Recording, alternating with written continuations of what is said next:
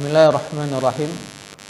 Alhamdulillah nahmaduhu wa nasta'inuhu wa nastaghfiruh wa natubu ilaih wa na'udzu billahi min syururi anfusina wa min sayyiati a'malina may yahdihillahu fala mudilla lahu wa may yudlil fala hadiyalah. Asyhadu an la ilaha illallah wahdahu la syarikalah wa asyhadu anna Muhammadan 'abduhu wa rasuluhu sallallahu alaihi wa ala alihi wa sahbihi wa man tabi'ahum bi ihsanin ila yaumiddin wa sallama tasliman mazida amma ba'du. Ikhwani fillah rahimani wa rahimakumullah. Alhamdulillah, kita bersyukur pada Allah Subhanahu wa taala karena kita masih bisa melanjutkan majelis kita, yaitu belajar bersama kitab yang kedua, yaitu Khulasah Ta'zim al-Ilmi, ringkasan adab-adab pengagungan ilmu. Salawat dan salam kita sampaikan kepada Nabi kita Nabi Muhammad sallallahu alaihi wasallam, pada seluruh keluarga beliau, seluruh sahabat beliau, dan kepada seluruh pengikut Rasulullah sallallahu alaihi wasallam. Dan kita selalu berdoa kepada Allah Subhanahu wa taala agar senantiasa istiqomah menjalankan sunnah-sunnahnya Rasulullah sallallahu alaihi wasallam.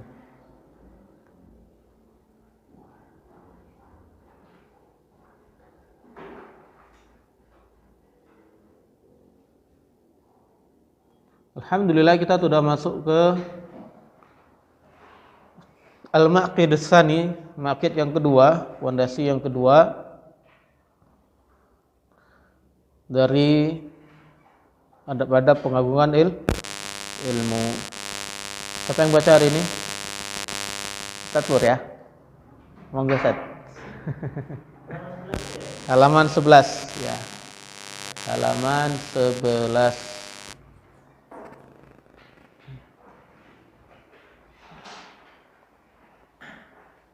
Fadal Ustaz. Barakallahu fiik.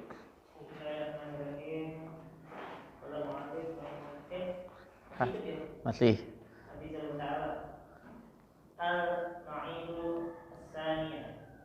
Al-Maqid Tsani.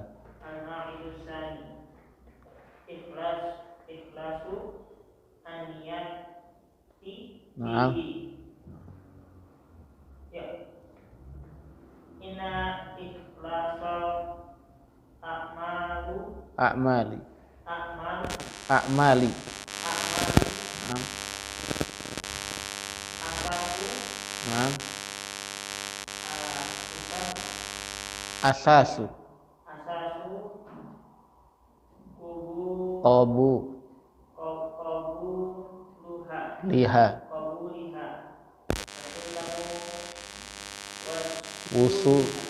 wusuliha.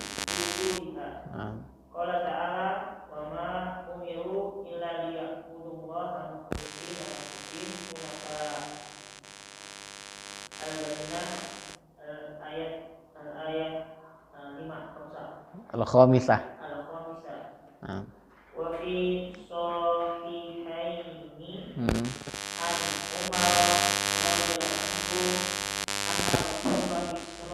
anna Rasulullah sallallahu alaihi wasallam qala ala a'malu binniyati wa likulli imri'in ma nawa. Man sabaqa wala wasala man wasala. Naam. Minas salafi as-salihina illa bi ikhlasillahi rabbil alamin. Nah, barakallahu fikum.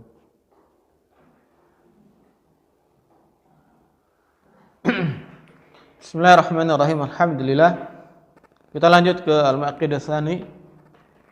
Qala al-mu'allif hafizahullah ta'ala, penulis mengatakan Al-Maqid Tsani ikhlasun niyati fi. Yang kedua yang harus diperhatikan oleh seorang penuntut ilmu adalah ikhlasun niyah fi. Mengikhlaskan niat di dalam menuntut ilmu. Ikhlasun niyati fihi.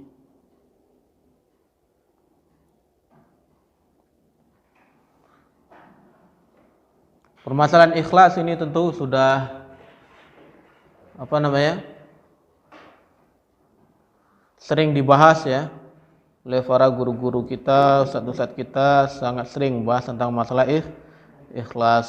Apa yang dimaksud dengan ikhlas? Ikhlas wa tasfiyatul qalbi min iradati ghairillah, yaitu membersihkan hati dari keinginan-keinginan selain Allah Subhanahu wa ta'ala.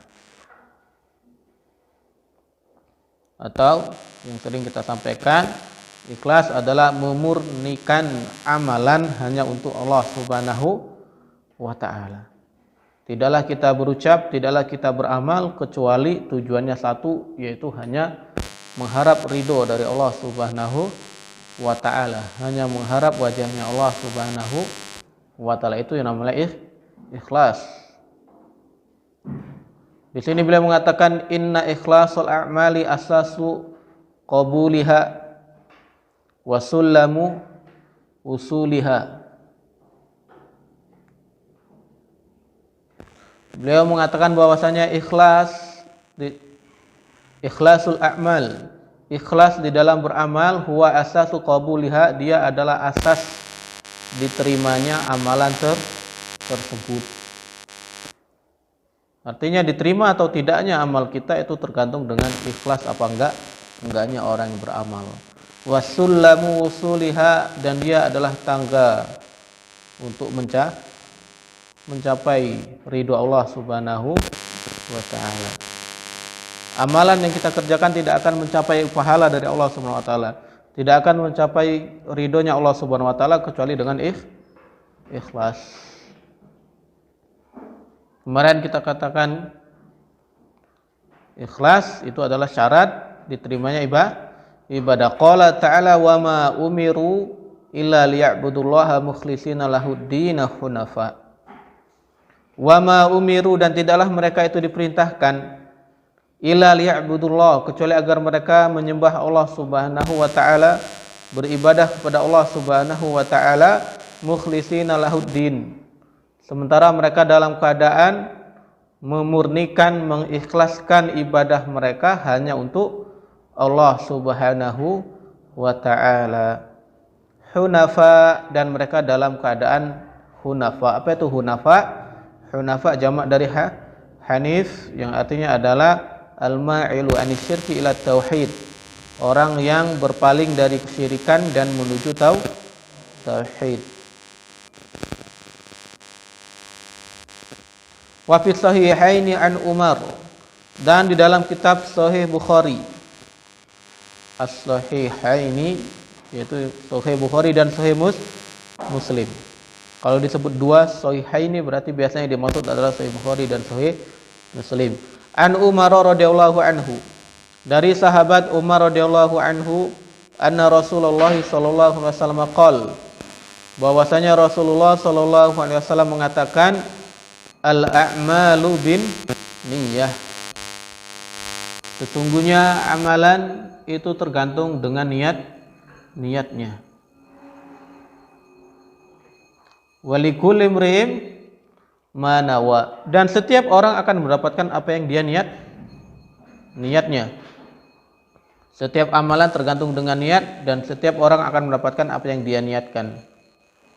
Di dalam hadisnya Rasulullah SAW melanjutkan, "Faman kana hijratuhu ilallahi wa rasulihi fa hijratuhu ilallahi wa rasulihi, wa man kanat hijratuhu lidunya yusibuha aw imra'atin yankihuha fa hijratuhu ila ma hajara ilaih."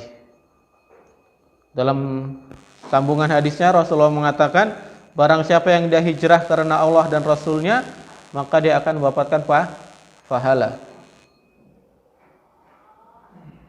Wa man kana hijratuhu lidunya yusibuha, dan barang siapa yang dia hijrah karena ingin mendapatkan dunia, aw imra'atin yankihuha, atau ingin mendapatkan seorang perempuan, fa hijratuhu ila ma hajara ilaih, maka dia akan mendapatkan apa yang dia dapatkan.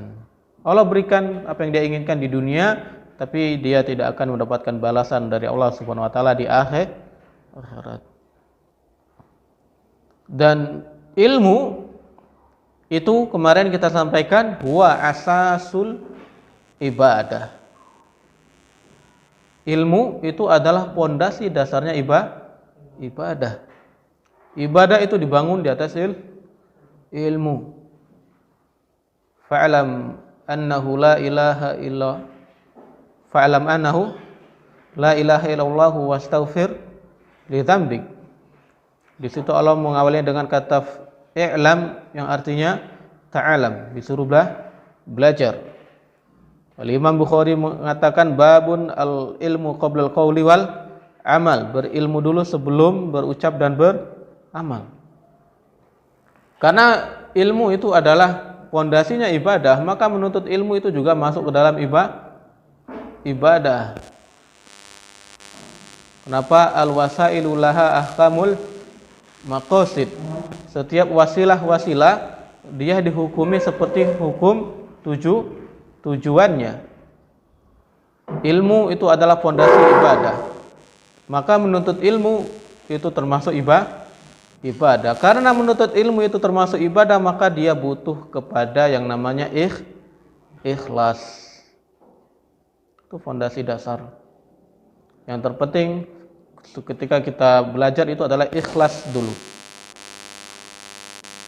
Beliau mengatakan wa ma sabaqa man sabaqa wala wasala man wasala minas salafis sholihin illa bil ikhlasi lillahi rabbil alamin. Apa arti sabaqa? Mendahului. Wasala sampai. Maksud beliau adalah kita sering melihat, mendengar cerita bagaimana ulama-ulama zaman dulu atau para sahabat lah, Abu Bakar, Umar, Ali, Utsman, atau sahabat Abu Hurairah yang beliau mencapai derajat sebagai perawi hadis terbanyak. Bagaimana dalam waktu beberapa tahun saja beliau bisa mendahului para sahabat-sahabat yang lain. Ya kan? Sahabat Abu Hurairah itu kan masuk Islamnya terakhiran, bukan termasuk orang-orang yang masuk Islam duluan. Tapi beliau mampu melampaui sahabat-sahabat yang lain. Beliau mampu meriwayatkan hadis, bahkan hadisnya terbanyak daripada sahabat yang lain. Kenapa? Salah satu faktornya adalah al-ikhlas, yaitu ikhlas di dalam menuntut ilmu. Kita lihat Al-Imam Malik bin Anas rahimahullahu ta'ala. Ya kan? Beliau punya kitab terkenal judulnya Al-Muwatta, kitab hadis. Yang mana beliau mengatakan bahwasanya dulu juga ada beberapa imam juga yang menulis kitab serupa, yang membahas kitab hadis juga. Tapi yang sampai ke kita sekarang cuma satu. Kitabnya siapa? Al-Muwatta, punya Imam Malik. Kenapa? Karena ikhlas. Imam Syafi'i bisa mencapai derajat mujtahid mutlak, bahkan termasuk salah satu 4 imam mazhab. Bahkan beliau mampu menggabungkan 2 mazhab sekaligus, mazhabnya Ahlul Madinah, Ahlul Hadis, sama mazhabnya Ahlul Kufah, Ahlul Ra'i, muridnya mazhabnya Al-Imam Abu Hanifah, dipadu jadi satu oleh Imam Syafi'i. Jadinya mazhab Imam Syafi'i. Karena apa? Salah satunya adalah karena ikhlas. Jadi tidaklah mereka mendahului semua orang dan tidaklah mereka mencapai derajat yang sedemikian rupa kecuali karena ikhlas yang ada di dalam hati mereka. Qala Abu Bakrin al-Marruzi. Itu adalah salah temannya Imam Ahmad ibn Hanbal, termasuk temannya Imam Ahmad Hambal. Beliau mengatakan sami'tu rajulan yaqul li Abi Abdillah. Aku mendengar seseorang berkata kepada Abi Abdillah. Abi Abdillah itu Imam Ahmad ibn Hambal. Wa dzakara lahu sidqa wal ikhlas. Kemudian orang tersebut mengatakan tentang as-sidq, kejujuran, wal ikhlas, tentang ikhlas. Faqala Abu Abdillah, maka Imam Ahmad mengatakan bihadza irtafa'al qaum, dengan as-sidq, kejujuran, wal ikhlas, dan dengan ikhlas suatu kaum itu bisa diangkat derajatnya oleh Allah Subhanahu wa taala.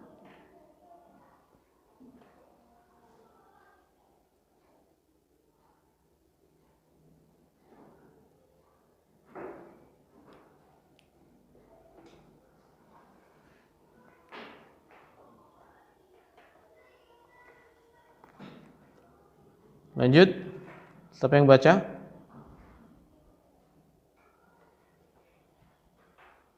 Abdul Qadir.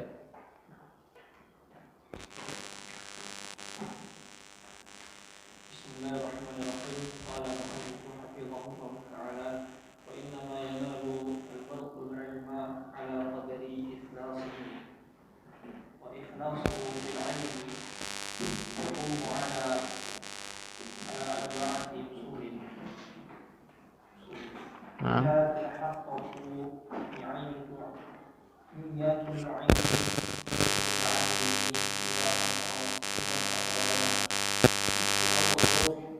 رفع الجهل عن نفسه بتعريفها ما عليها من العبودية وإيقافها على مقاصد الأمر والنهي. الثاني رفع الجهل عن الخلق بتعليمه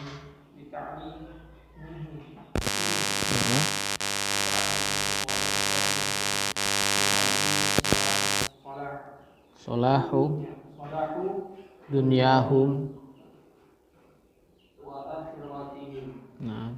Asalisu ihya'ul ilmi wa hifdhuhu min ad-dhaya'i. Al-rabi'u al-'amalu bil 'ilmi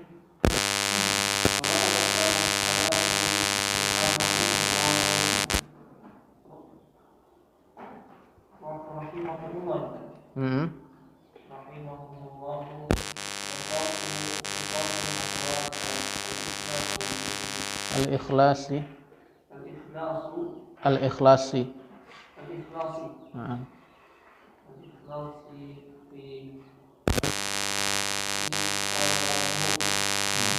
Fi talabihim al-'ilma fayatawarra'una an-di'a'ihi la'annahum lam yuhaqqiquhu. Ya barakallahu fikum. Alhamdulillah. Kemudian penulis melanjutkan wa inna ma yanalul mar'u al-ilma ala qadri ikhlasihi. Ya. Beliau mengatakan wa inna ma yanalul mar'u al-ilma ala qadri ikhlasihi, dan sesungguhnya seseorang itu tidak akan dia mendapatkan ilmu kecuali ya sesuai dengan kadar ikhlasnya. La yanalul mar'u ilma, tidaklah seseorang itu mendapatkan ilmu. Wa innama yanalul mar'u ilmu ala qadri ikhlasihi, hanya saja seseorang itu mendapatkan ilmu sesuai dengan kadar ikhlasnya.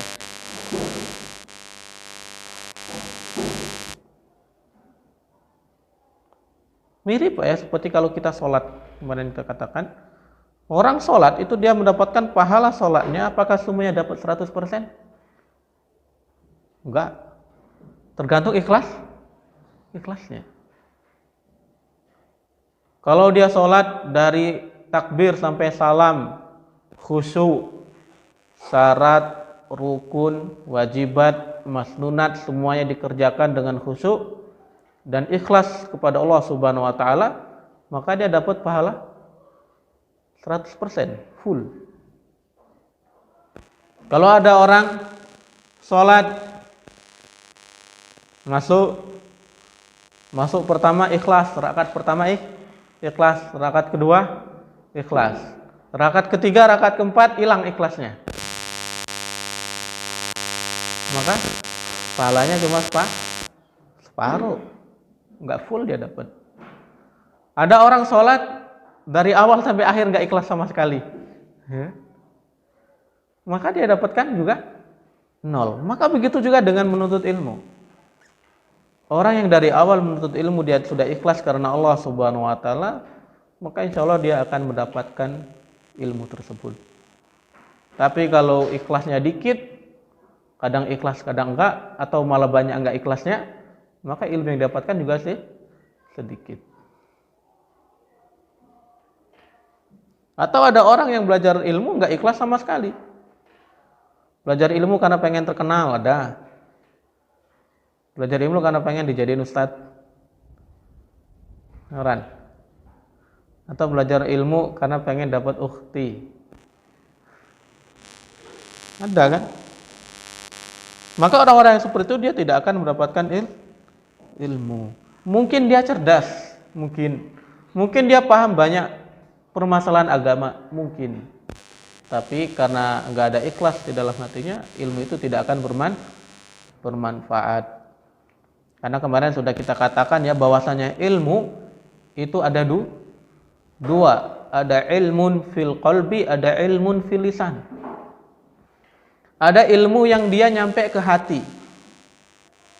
Itu adalah ilmu yang bermanfaat, yang akan menjadikan orang tersebut takut kepada Allah Subhanahu wa taala. Terus yang kedua ilmun fil lisan. Ilmu yang cuma manis di bibir. Kalau kita lihat orangnya pintar, Masya Allah, paham banyak masalah agama, kalau ditanya apa dia paham, bisa jelaskan dengan baik dan benar. Tapi ilmu tersebut tidak nyampe ke dalam hatinya. Betapa banyak orang tersesat karena permasalahan ikhlas. Contoh, siapa namanya? Saya lupa namanya. Baru-baru kontemporer juga. Bahkan saking pinternya orang tersebut, ulama-ulama Saudi itu sampai menjuluki beliau itu sebagai Syekhul Islam kedua. Salah. Dijuluki sebagai Syekhul Islam kedua setelah Imam Ibnu Taimiyah. Saking pinternya. Atau dijuluki Ibnu Taimiyah Junior. Tapi ternyata Allah Subhanahu wa taala berkehendak lain. Akhirnya ternyata dia malah keluar dari agama Islam dan jadi ateis. Padahal sudah dapat julukan sebagai Ibnu Taimiyah Junior, malah jadi ateis. Berarti kan itu orangnya cerdas loh. Kenapa kok bisa gitu? Ada kemungkinan adalah perkara ikhlas. Lulusan Universitas Madinah itu ada berapa? Ribuan. Per tahunnya yang lulus dari Universitas Madinah itu ribuan. Lihat aja data lulusan Universitas Madinah. Salah satunya Indonesia itu terbanyak lulusannya setiap tahunnya. Tapi kenapa kok kita lihat Indonesia ya gini-gini aja gitu kan? Kita masih susah untuk belajar, masih susah juga nyari guru untuk belajar. Kenapa? Perkara niat. Makanya Al-Ustadz Ahmad Sabik itu begitu mendengar bahwasanya banyak santri Al-Furqan yang kemarin itu yang lulus masuk ke Universitas Islam Madinah, maka beliau mengatakan, antum di situ tujuannya adalah belajar. Katanya kan, dari ribuan, dari jutaan manusia, antum dipilih oleh Allah Subhanahu wa taala untuk bisa melanjutkan belajar di Universitas Islam Madinah. Kalau saya kedapatan kalian cari uang, maka saya akan panggil kalian untuk pulang, disuruh pulang. Ya, karena fitnah dunia di Madinah itu juga besar ya. Banyak santri Madinah yang mereka bukannya di situ belajar, akhirnya malah sibuk cari uang. Salah satunya adalah jadi tour guide umroh dan haji. Itu duitnya Masya Allah. Dan itu salah satu tantangan bagi mahasiswa sana Kalau mereka bisa ikhlas, kalau niat mereka lurus untuk menuntut ilmu, maka mereka tidak akan tergiur dengan hal-hal tersebut. Tapi kalau sudah dari awal niatnya sudah lain, ya pasti tergiur, dan di sana akhirnya cuma nyari uang, nggak jadi belajar. Bahkan ada teman itu di daerahnya, ada lulusan S2 Madinah, katanya pulang ya nggak bisa ngapa-ngapain. Kita berlindung dari Allah SWT dari niat-niat yang buruk. Padahal itu kemuliaan yang sangat besar, bisa datang ke negerinya Nabi Muhammad SAW, bahkan bisa langsung belajar di masjidnya Nabi Muhammad SAW, tapi malah niatnya berubah karena iming-iming dunia. Padahal mereka itu tanpa kerja pun hidupnya sudah tercukupi insya Allah. Makan semuanya sudah dijamin, uang saku semuanya sudah dijamin. Tinggal duduk belajar. Maka diriwayatkan dari sahabat Ibnu Abbas radhiyallahu anhu bahwasanya beliau pernah mengatakan, innama yahfazul mar'u ala qadri niyatihi. Sesungguhnya hafalan seseorang itu tergantung dengan niatnya. Ya.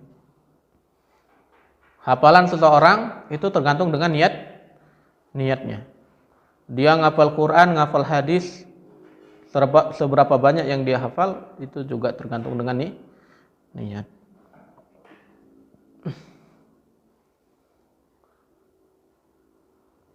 Lanjut, kemudian beliau mengatakan,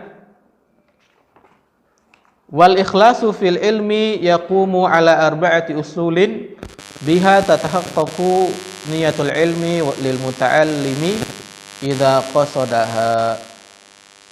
Setelah beliau menjelaskan tentang pentingnya ikhlas di dalam menuntut ilmu, maka di sini beliau menjelaskan bagaimana caranya agar kita bisa ikhlas di dalam menuntut ilmu. Beliau mengatakan ikhlas di dalam menuntut ilmu itu dibangun di atas 4 usul, 4 pondasi. Biha tatahaqqaqu niyatul ilmi lil muta'allimi idza qasadaha.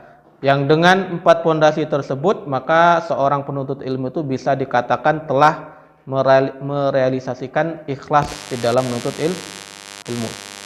Jadi kalau dia sudah meniatkan 4 pondasi tersebut, maka dia sudah dikatakan ikhlas di dalam menuntut ilmu.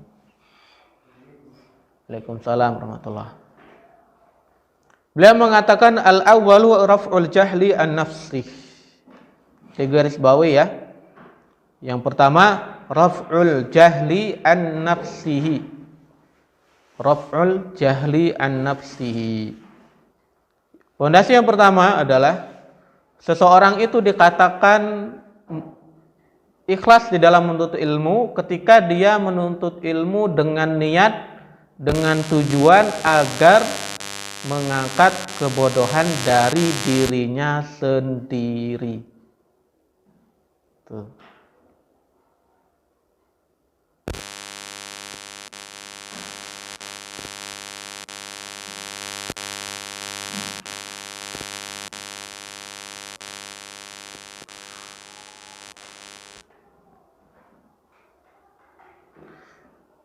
Bita'rifiha ma 'alaiha minal 'ubudiyat, yaitu dengan memahamkan dirinya sendiri tentang apa-apa yang jadi kewajiban baginya dari ubudiyat, dari ibadah. Wa iqafiha 'ala maqasidil amri wan nahyi. Iqaf itu artinya memberhentikan atau menegakkan. Maksudnya adalah dia menjadikan dirinya berdiri di atas maqasidil amri, di atas maksud amr, yaitu perintah Allah Subhanahu wa taala, wan nahyi, dan larangan Allah Subhanahu wa taala. Raful jahli an nafsi, dia mengangkat dirinya dari kebodohan. Gimana caranya? Yaitu dengan belajar apa yang menjadi kewajiban bagi dirinya, dan juga dengan menjadikan dirinya itu berdiri di atas amr wan nahyi. Maksudnya apa yang Allah perintahkan dia jalankan, apa yang Allah larang dia tinggalkan. Itu yang pertama, raf'ul jahli an nafsi, mengangkat kebodohan dari diri sendiri. Asani raf'ul jahli anil khalqi. Yang kedua, Orang itu dikatakan ikhlas di dalam menuntut ilmu adalah ketika dia berniat untuk mengangkat kebodohan, menghilangkan kebodohan dari orang lain.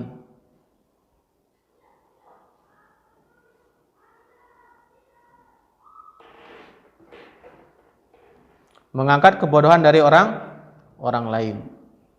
Ya kan? Raf'ul jahli an nafsi wa raf'ul jahli anil khalqi. Setelah dia menjadikan dirinya enggak bodoh lagi, tentu dia pengen juga orang-orang terdekat darinya juga diangkat dari kebodohan. Ya kan, kalau kita tahu ada jalan menuju surga, ya masa kita mau jalan sendiri? Pasti juga pengen ngajak orang lain, paling tidak ngajak keluarga terdekat. Gimana caranya? Bi ta'limihim wa irsyadihim, yaitu dengan mengajari mereka, wa irsyadihim, dan memberikan petunjuk kepada mereka, lima fihi salahu dunyahum wa akhiratihim, kepada hal-hal yang bermanfaat bagi dunia mereka dan akhirat mereka.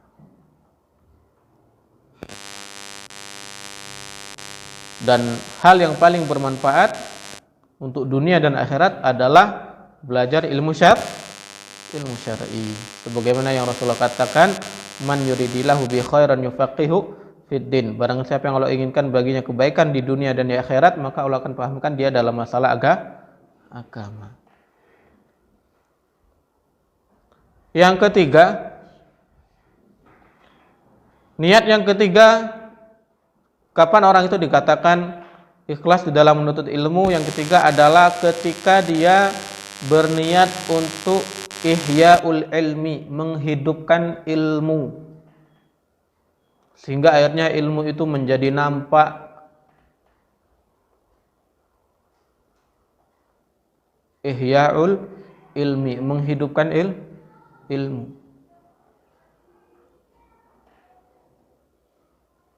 As-Syaikh Shalih Al-Utsaimin mengatakan ayyakuna baqa'an qawiyan zahiran finnas, sehingga ilmu itu tetap ada dan tetap nampak di antara manusia. Wa hifzuhu minad doya, ihya'ul ilmi, menghidupkan ilmu dan menjaga ilmu dari ad-doya. Doya itu hilang, menjaga ilmu agar tidak hilang.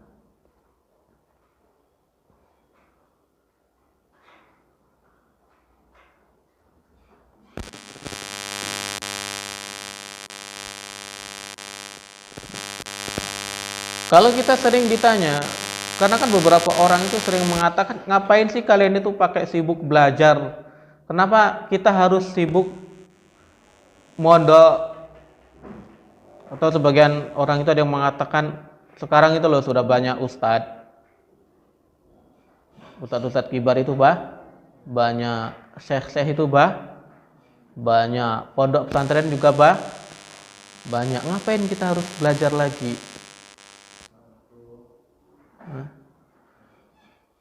Maka kita katakan, iya, memang banyak. Tapi salah satunya faedahnya adalah ketika kita belajar adalah untuk menjaga ilmu tersebut. Terkadang mungkin memang ilmu tersebut tidak diajarkan. Maksudnya apa yang kita pelajari itu tidak mungkin akan kita ajarkan ke orang lain, belum tentu. Contoh, di pondok kemarin kami belajar usul bidah, akidah Thahawiyah. Kan nggak mungkin masuk SD Islam Gunaya, anak-anak SD diajarin akidah Thahawiyah, diajari usul bidah, kan nggak mungkin.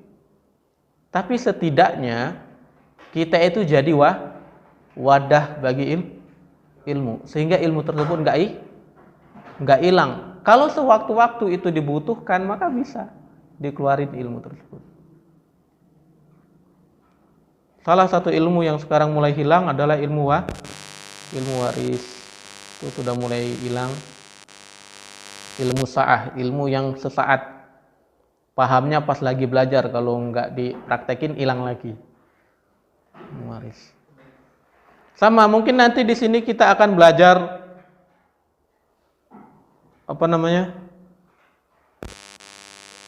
Kitab Muhtarat. Nanti setelah Muhtarat berarti kita belajar lagi kitab selanjutnya, belajar kaidah bahasa Arab lagi. Apakah itu akan diajarkan? Enggak mesti diajarin. Tapi kan setidaknya ilmu itu tidak hilang.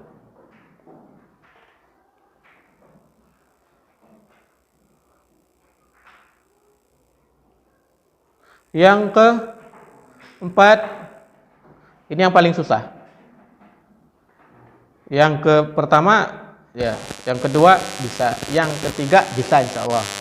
Yang keempat ini yang susah.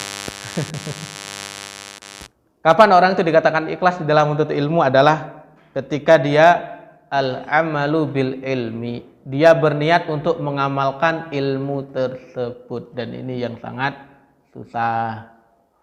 Banyak orang berilmu tapi amalnya dikit, itu banyak. Termasuk yang di depan yang ngomong juga gitu. Ini yang paling susah. Makanya kan salah satu ustaz itu ditanya, Ustaz, bagaimana caranya agar kita bisa mungkin ngapal hadis? Ya diamalkan hadisnya. Hadisnya nggak diamalin, hilang hadisnya. Ngapalin hadis itu paling susah. Lama ngapalin Quran. Kenapa kok Qurannya sering hilang? Kenapa? Karena jarang diamalkan. Surat Al-Fatihah itu kok leket itu kan karena berapa kali kita pakainya sehari? 17 kali kita pakai sehari kan? Paling minimal itu 17 kali. Belum ditambah sholat duha, belum ditambah sholat syuruk, belum ditambah sholat malam. Mungkin dia ilmunya.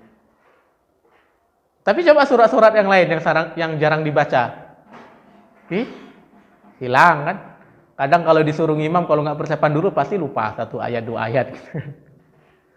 Itu. Ilmu itu kalau nggak diamalin, ya cepet hilang dia. Sama ilmu waris itu kok sering hilang karena jarang diamalkan. Nah itu. Ya. Apalagi di Indonesia jarang ada orang ngamalin ilmu waris itu. Ilmu waris itu, makanya kalau beberapa ulama itu bagaimana cara mereka menjaga ilmu waris mereka, ya mereka bikin permasalahan sendiri. Dibikin sendiri, kalau bapaknya mati, emaknya mati, ini mati kan. Nanti mereka selesaikan sendiri. Ya kayak kita belajar rumus matematika lah, kita bikin soal sendiri terus kita kerjakan sendiri. Kalau mereka nggak kayak gitu ya nggak bakalan lengket ilmunya. Sama kayak yang ngomong di depan ini juga, ilmu warisnya sudah mulai hilang karena jarang diamalin. Wariskan dulu. Alhamdulillah. Ngapalin hadis arba'in 42 hadis.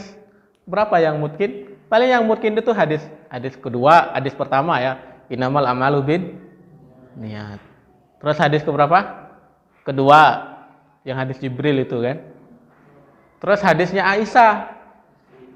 Hadis kelima yang mengatakan man amila aman laisa ali amruna bahwa raddun. Man ahdatsa fi amrina hadza ma laisa minhu bahwa raddun. Nah, itu yang sering apa? Yang mungkin. Kenapa? Karena itu yang sering diamalkan kan? Bid'ah gitu kan.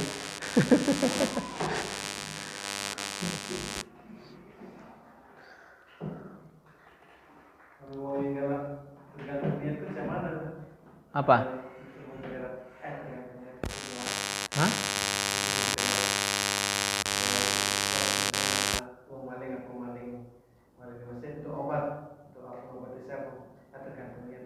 Oh, nggak bisa, Pak. Nggak bisa ya. Kenapa? Karena kita tidak bisa memahami hadis itu dengan satu potong saja. Hadis itu nggak ada. Kalau kita cuma memahami satu hadis, makanya thariqah Ahlussunnah wal Jamaah, ulama Ahlussunnah wal Jamaah itu ketika mereka memahami sebuah dalil, itu mereka tidak memahami cuma dengan satu dalil, tapi mereka akan memahami dengan dalil-dalil yang lain. Contohnya innamal a'malu binniyat, sesungguhnya amal itu tergantung dengan niat. Ya benar. Tapi kan di dalam hadis lain disebutkan bahwasanya innamal a'malu bil khawatim. Sesungguhnya amalan itu tergantung dengan penutupannya apa. Mungkin awalnya niatnya bagus, kalau penutupannya jelek ya amalnya tetap jelek. Dan juga berkaitan dengan hadis innamal a'malu binniyat, maka amalan itu terbagi menjadi tiga yang kemarin kita sebutkan. Yang pertama adalah amalan baik, yaitu ibadah mahdoh. Yang kedua, amalan maksiat. Yang ketiga, amalan mubah. Amalan mubah itu adalah amalan yang kalau dilakukan nggak dapat pahala, ditinggalkan juga nggak akan berdosa. Makan, minum, tidur, antum nggak makan nggak berdosa tuh. Antum nggak tidur juga nggak bakalan berdosa. Jalan-jalan, perkara mubah. Ada perkara yang haram, yang dilarang. Contohnya mencuri, zina, gitu kan. Terus ada juga perkara yang diperintahkan, sholat, puasa. Nah, perkara yang diperintahkan oleh Allah Subhanahu wa taala, perkara-perkara ketaatan itu dia kalau niatnya bagus maka diterima. Kalau niatnya jelek nggak diterima. Adapun perkara-perkara yang diharamkan oleh Allah Subhanahu wa taala, perkara-perkara kemaksiatan, contohnya mencuri dan lain sebagainya, mau niatnya bagus, mau niatnya jelek, ya dia tetap jelek. Nggak bisa dibenarkan dengan niat. Enak kali Pak kalau semuanya dibenarkan dengan niat. Saya pengen berzina lah. Kenapa kok berzina? Membahagiakan anak orang. Wow. Menyenangkan anak orang. Atau saya mau berzina lah. Kenapa kok berzina? Membantu saudara sesama muslim. Kenapa? Oh, itu kan para PSK itu kan lagi kerja. Kita bantu dia supaya dapat rezeki gitu kan.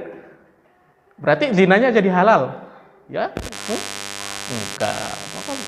Itu perkara yang jelek, dia tetap jelek. Adapun perkara yang mubah, maka dia kalau niatnya bagus dia nanti bernilai pahala. Kalau niatnya jelek dia nanti dapat dosa. Kalau nggak ada niatnya ya nggak dapat apa-apa.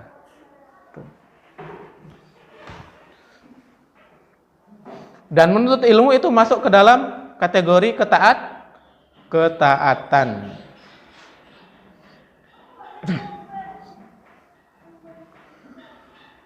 Beliau melanjutkan walaqad kana as-salafu rahimahumullahu yakhafuna fawatal ikhlas fi talabihim al-ilma fayatawarra'una an iddiaihi la annahum lam yuhaqqiquhu fi qulubihim.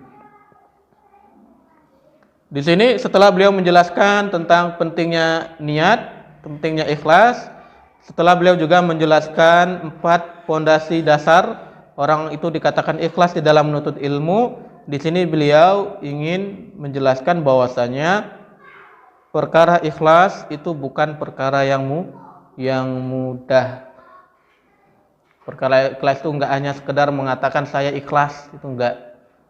Di sini beliau mengatakan kana salafu, sesungguhnya para ulama salaf dulu rahimahumullah yakhafuna fawatal ikhlas fi talabihim al ilma. Mereka sangat takut kalau ikhlas itu hilang ketika mereka sedang menuntut ilmu. Mereka sangat takut ikhlas itu hilang.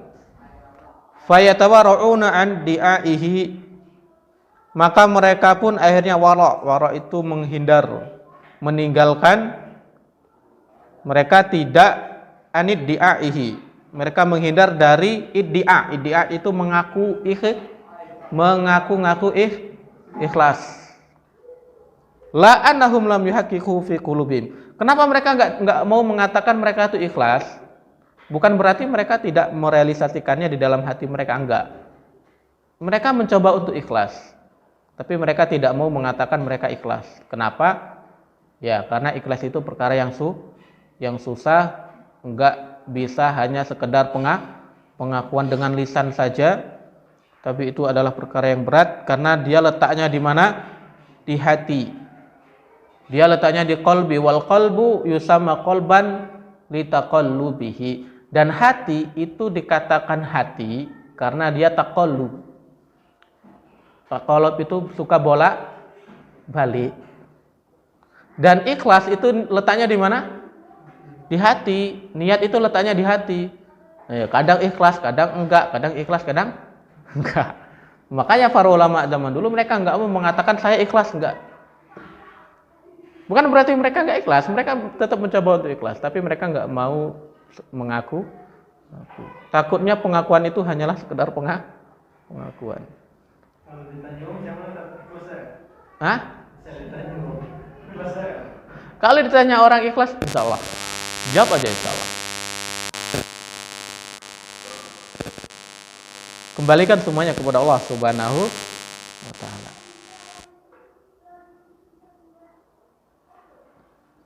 Su'ilal Imam Ahmad hal talabtal ilma lillah?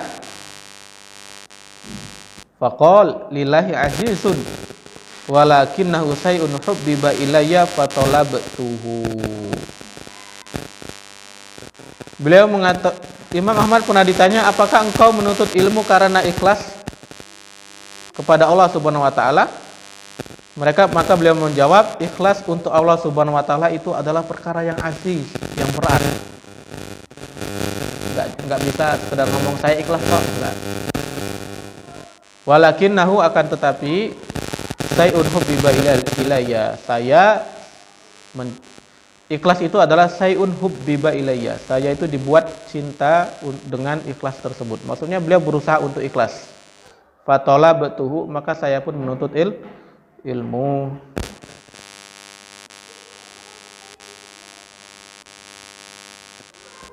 Maka penulis mengatakan wa man doya al ikhlas fatahu ilmun kasirun wa khairun wafirun. Barang siapa yang dia melalaikan perkara ikhlas, doya al ikhlas, dia tidak mau ikhlas, fatahu ilmun kasirun, maka dia akan kehilangan ilmu yang banyak, wa khairun wafirun, dan dia akan kehilangan kebaikan yang melimpah.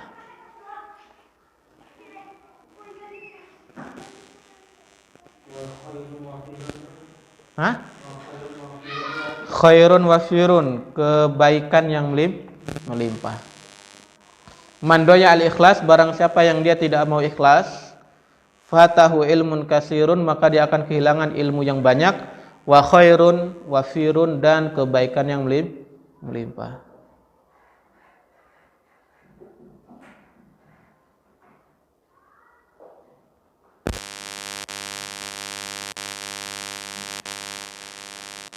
Beliau mengatakan wayan bagi liqasidis salamati ay yatafaqqada hadzal asl wa huwal ikhlas fi umurihi kulliha daqiqiha wa jaliliha sirriha wa alaniha. Maka selayaknya bagi orang yang ingin mendapatkan keselamatan, liqasidis salamati ay yatafaqqada hadzal asl, agar dia memperhatikan pondasi yang satu ini, yaitu perkara ikhlas. Wahwal ikhlas fi umurihi kuliha, pada semua perkaranya, daqiqiha wa jaliliha, baik itu perkara yang kecil, daqiq itu yang kecil, ataupun itu perkara yang besar, maka sebisa mungkin agar bisa ikhlas. Jadi meskipun cuma ngasih permen satu, itu berusaha untuk ikhlas. Meskipun cuma belajar Iqra, harus ikhlas. Atau mungkin pulang dari pondok datang ke Pagaralam kok cuma disuruh ngajar TPA gitu kan, ya ikhlas gitu kan, meskipun kelihatannya remeh. Lalu Ustaz Ahmad Sabik itu sering mengatakan, ana tanya ikhwan katanya, siapakah orang yang mendapatkan seluruh pahalanya Imam Ahmad ibn Hanbal atau Imam Syafi'i? Siapa? Ya guru TPA-nya. Kenapa? Imam Ahmad ibn Hanbal itu sebelum beliau menjadi seorang imam besar, masih kecilnya beliau belajar dulu yang namanya baca kalau kita baca tulis Quran ya. Nah, sama. Kalau mereka dulu tuh juga ada majelis seperti itu, namanya anak lupa. Baca yang diajarin itu baca, nulis, sama matematika. Kalau nggak salah. Anak kecil di zaman mereka. Maka orang yang mendapatkan pahalanya Imam Ahmad semuanya siapa? Guru TPA-nya gitu kan.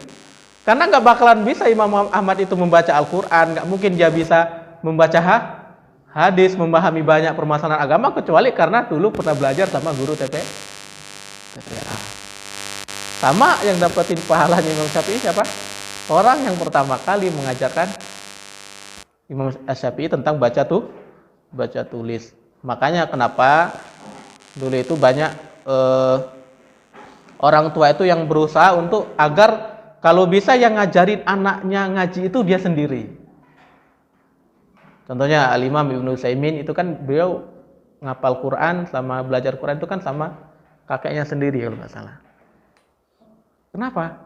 Ya karena pahalanya besar. Al-Imam Ibnu Utsaimin yang mendapatkan semua pahala beliau siapa? Kakeknya tadi yang ngajarin beliau Quran. Makanya jangan dianggap remeh meskipun cuma ngajar TPA. Terkadang kan beberapa orang tuh minder.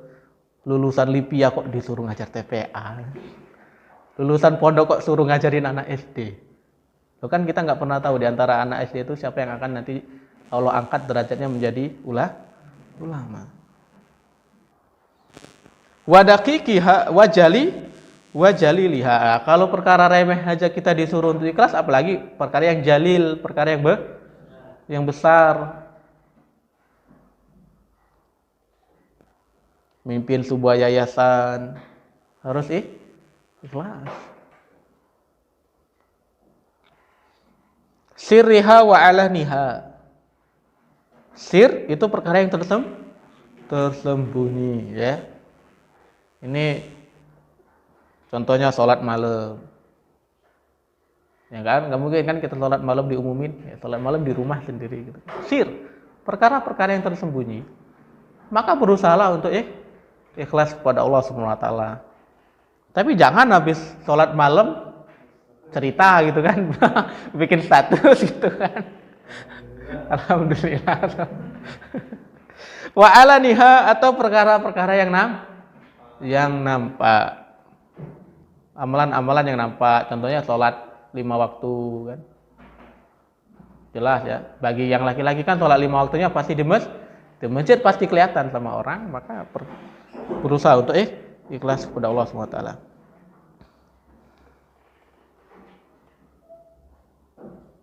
Wa yahmilu ala hadat tafaqqudi siddatu mu'alajatin niyah. Apa yang bisa mendorong kita agar kita bisa perhatian dengan perkara niat ini?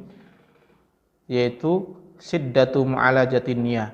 Kita harus tahu bahwasanya ngobati niat itu perkara yang syiddah, perkara yang sulit. Memperbaiki niat itu perkara yang sulit. Maka kita harus perhatian dalam masalah niat. Qala Sufyan Ats-Tsauri rahimahullah. Al-Imam Sufyan Ats-Tsauri rahimahullah itu pernah ditanya, "Ma'alajatu say'an asyadda alayya min niyati." Tidak ada sesuatu yang sangat sulit bagiku untuk diobati, untuk diperbaiki kecuali niatku. Kenapa? Li'annaha tataqallabu alayya. Karena niat itu suka bolak-balik. Itu yang mengatakan Al-Imam Sufyan Ats-Tsauri. Beliau mengatakan li'annaha tataqallabu alayya. Beliau mengatakan karena niatku tersebut suka bolak-balik, susah untuk diobatin. Apalagi kita. Bal qala Sulaiman Al-Hashimi rahimahullah. Al-Imam Sulaiman Al-Hashimi rahimahullah telah mengatakan, "Rubbama uhaddisu bihadisin wahidin wali niyatun. Fa idza ataitu ala ba'dihi taghayyarat niyati fa idzal hadisul wahidu yahtaju ila niyatin." Masyaallah. Beliau salah satu perawi hadis.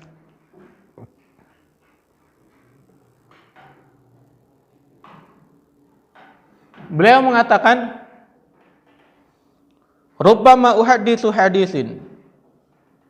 Bisa jadi aku meriwayatkan satu hadis dan aku butuh niat untuk satu hadis tersebut. Jadi setiap kali beliau meriwayatkan satu hadis, beliau itu menghadirkan niatnya, memperbaiki niatnya. Fa idza ataitu ala ba'dihi taghayyarat niyati, itu kan. Kenapa kok beliau ngomong gitu? Ketika aku itu bawain hadis lain, misalnya kayak hadis pertama, niatnya ikhlas gitu kan. Ketemu hadis yang kedua, pas mau disampaikan, niatnya berubah. Akhirnya beliau mengatakan, faidal hadisul wahidu yahtaju ila niyatin. Dan terkadang satu hadis itu butuh kepada niat. Ini perkara ini memang benar adanya. Cobalah, kalau nggak percaya cobalah duduk ke sini ngajar gitu kan. Benar loh. Orang ngajar itu, terutama yang ngisi-ngisi kajian, itu dia harus memperbaiki niatnya dari awal sampai akhir. Selama dia menyampaikan, dia harus terus memperbaiki niatnya. Kenapa? Karena terkadang ada permasalahan tuh yang mungkin agak ribet gitu kan. Permasalahan itu agak ribet dan dia ingin menjelaskan permasalahan tersebut. Terkadang di dalam hatinya muncul, "Woi," gitu kan. Saya bisa menjelaskan masalah ini dengan baik dan benar loh. Atau terkadang orang ngajar itu menyampaikan ilmu itu, lihat jamaahnya, wah, jamaahnya antusias. Itu udah ngubah niat. Makanya dari awal duduk sampai akhir ya harus terus berusaha untuk memperbaiki niat. Sama beliau di sini, beliau mengatakan setiap kali beliau meriwayatkan satu hadis, beliau selalu memperbaiki niat. Selesai riwayatin satu hadis lagi, perbaikin lagi niatnya. Karena terkadang niat itu selalu bolak-balik. Karena kan ada orang yang ketika ngisi kajian, ketika yang datang dikit lemas gitu kan. Ketika yang datang banyak semangat. Lah kok gitu? Ya, karena niat. Itu cerita lucu. Gurunya Ustadz Aunur Rafiq. Syekh Abdurrahman siapa gitu. Salah satu ulama di Jawa Timur dulu. Beliau punya pondok, Masya Allah pondoknya terkenal. Meskipun beliau sedikit ada istilahnya tuh sedikit terpengaruh di dalam akidahnya. Akidahnya sedikit terpengaruh dengan Asy'ariyah. Tapi Masya Allah keberkahan ilmunya itu sangat nampak. Jadi pernah datang ke Sedayu itu untuk ngisi kajian. Istilahnya ya kayak tabligh akbar lah. Kalau nggak, karena pondoknya di Lamongan kalau nggak salah. Pas beliau datang itu yang masyarakat tuh datang banyak banget. Kenapa? Karena saking terkenalnya dengan ilmunya. Semua masyarakat di situ daerah Jawa Timur itu mengakui keilmuan beliau, sehingga kalau beliau datang semuanya pengen ngaji. Cuman beliau itu pembawaannya kayak Ustadz Aun, persis banget kayak Ustadz Aun. Datar. Jadi kalau ngajar itu ya datar aja gitu. Akhirnya jamaahnya ngantuk.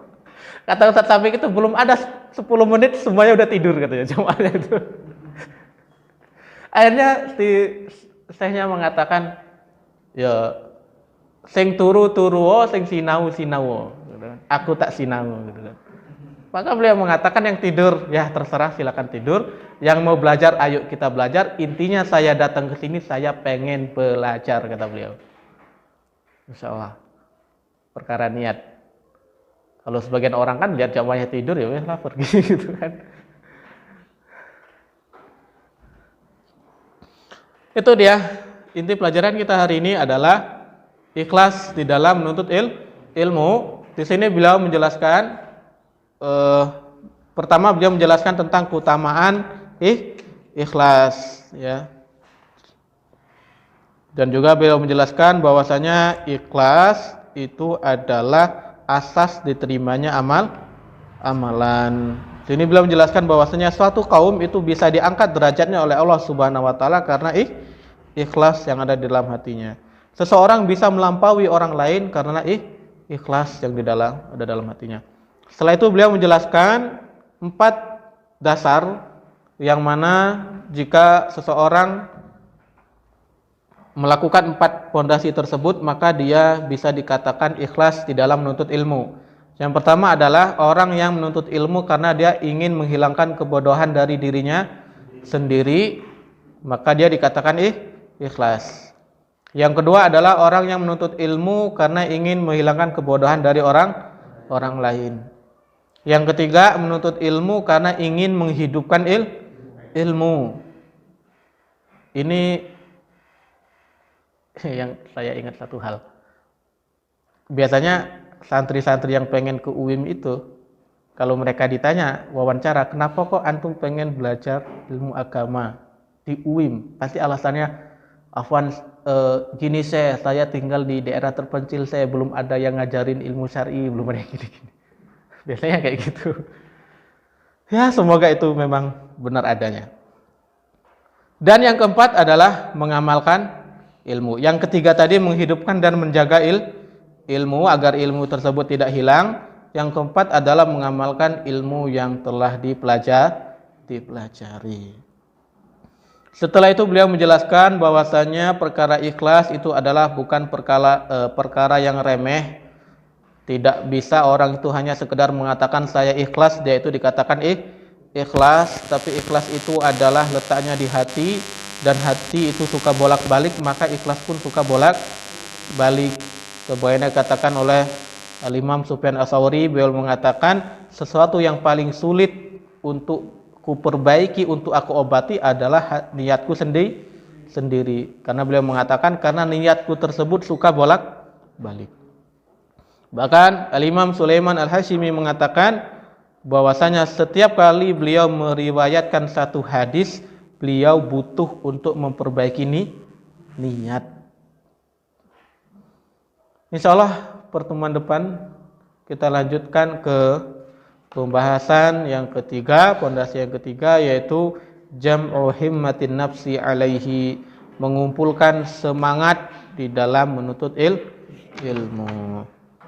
Itu yang bisa kami sampaikan hari ini. Tentu banyak kurangnya dan mungkin juga banyak salahnya. Mohon dikoreksi lagi. Kita tutup dengan doa kafaratul majelis. Subhanakallahumma wa bihamdika asyhadu alla ilaha illa anta astaghfiruka wa atubu ilaik. Syukran wa jazakumullahu khairan barakallahu fikum. Allahumma shalli wa sallim ala nabiyyina Muhammad wa ala ali Muhammad. Assalamualaikum warahmatullahi wabarakatuh.